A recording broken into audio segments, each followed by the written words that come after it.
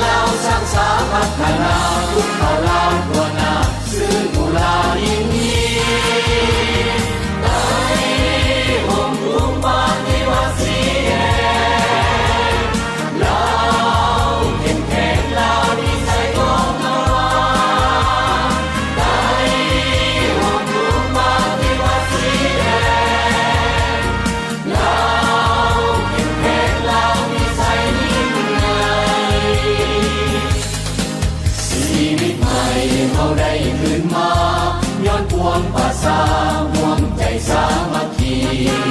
ย้อนบุญคุณพักภาษาเฮานี้ย้อนบุญคุณพักภาษาเฮานี้ตลอดทั้งชีวิตชาติเหล่านี้ขอจดจำ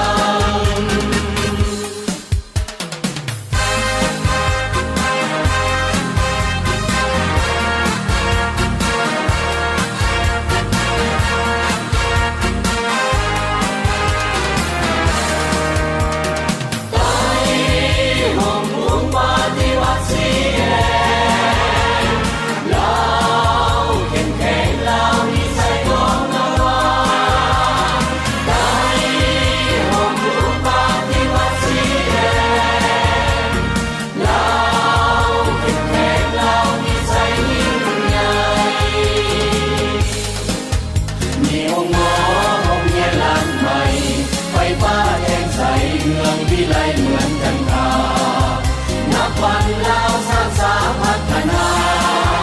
นับวันลาวสร้างสาพัฒนาทุกเขาลาวตัวหน้าซึ่งกุลายิ่งนี้ไต้ห่มรุ้งปฏิวัติเสียลาวเข้มแข็งลาวดีใจของเราไต้ห่มรุ้งปฏิวัติเสียลาว